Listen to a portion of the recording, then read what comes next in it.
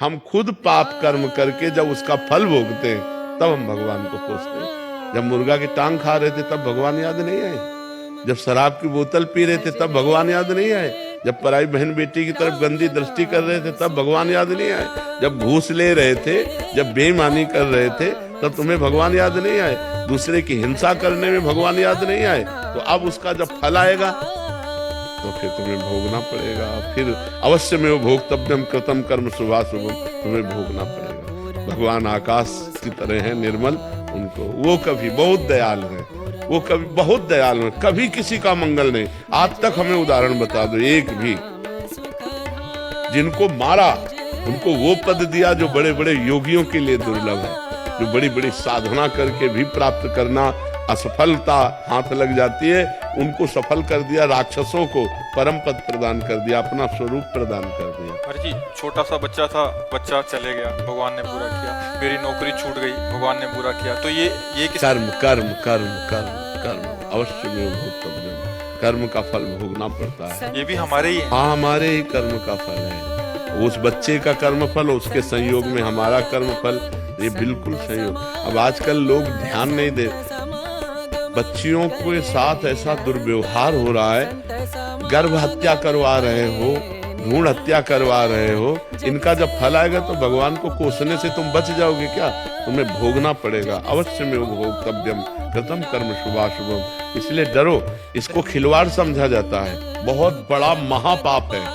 भ्रूण हत्या, गर्भ हत्या, ये महापाप है। और माताएं बहनें इस बात को समझ नहीं रही, और बेटी की तरफ ऐसी घृणित बुद्धि से देखा, बिटिया हो गई, हम तुम कहां से आए हैं? विचार करो, अगर स्त्री शरीर ना हो तो हमारी तुम्हारा सृजन कहां से हो जाए? अच्छा, बिटिया सब बंद हो जाए तो ये सब क्या होगा? पूरी सृष्टि रुक जाएगी। सृष्टि तो उन्हीं से है। तो ये बात समझ में नहीं आती लोगों के। और बच्चियों की हत्या कर देना, गर्भ में बच्चियों की हत्या कर देना, बच्चियों का अनादर करके ऐसे, तो ये सब महापाप है। कन्या हत्या देवी है, भ्रूण हत्या, ये सब बहुत बड़े बड़े पाप होते हैं जिनको हम पाप ही नहीं समझते। अच्छा, पराई स्त्री से व्यभिचार, ये आज खिलवाड़ समझा जाता है? नहीं, तो जब उसका परिणाम आएगा तो फिर भोगना पड़ेगा, बुद्धि भ्रष्ट हो जाएगी। अब उन भ्रष्ट आचरणों का जब फल आएगा तब फिर कहा जाएगा यार ये तो बहुत गलत किया। भगवान गलत नहीं करते, हमारे कर्म आचरण जो है वो गलत है, वो न्यायाधीश है, वो ठीक न्याय कर देते हैं।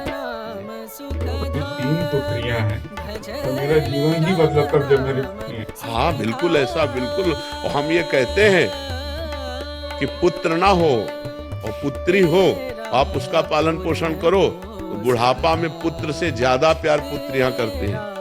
और लड़के जो हैं और पुत्रियां ना हो, फिर आप देखो कि कैसा व्यवहार होता है। आजकल किसी के लड़के अगर माता पिता को मान रहे तो भगवान को मनाओ कि बहुत बड़ी कृपा है तुम्हारी। नहीं, आजकल भाग्य से शायद हम बढ़ पा रहे। बिल्कुल बिल्कुल बिल्कुल।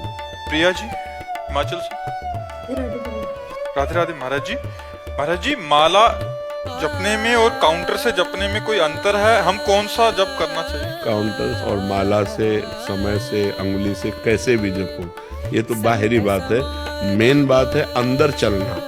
अगर आप अंदर राम बोल रहे हो, कृष्ण बोल रहे हो, राधा बोल रहे हो, उससे आपका मंगल होगा। काउंटर माला ये नाम चलाने के लिए है। अंदर नाम न चला और माला चला तो क्या कल्याण हो जाएगा? क्या नहीं होगा ना। तो माला एक निमित्त है, बात अंदर के, अंदर से हम बोले राधा, फिर ऐसे माला चलाया तो गणना में हमारा मन लग जाता है कि आज हमने 50,000 नाम जप किया, आज 60,000। तो उसमें चाहे काउंटर से जपो, चाहे माला से जपो, चाहे अंगुली गिनती से, जैसे भी बने, बात इसकी नहीं है, बात है अंदर जप की। अगर अब जैसे कुछ ऐसे साधक हैं जो बिल्कुल गिनती नहीं, रात दिन भजन हो रहा है, लेकिन आप पूछो कि क्या भजन करते हो तो हम 10 भी नाम नहीं जब गिनती करके बता सकते कि हम 10 जपते हैं या 20 जप, कुछ नहीं। और रात दिन चल रही श्वासों की माला गिनती भगवान कर रहे हैं। तो ये बात जिनके अंदर बैठ गई है वो तो अलग बात है, लेकिन जिनको बैठालनी है उनको माला से है, काउंटर से, इन सबका सहयोग लेना चाहिए।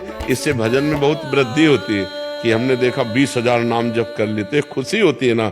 अब कल जब हमारे 18,000 होंगे तो हमको जलन होगी कि अभी 2000 रह गए यार, चलो 2000 और नाम जप कर लेते हैं, तो उससे नाम जपने में वृद्धि होती है। तो हमें लगता है जरूर माला और काउंटर आदि का सहयोग कर लेना चाहिए। बात हमारी जप से है, वो हमारे अंदर जो जप होता है उससे लाभ होता है, माला और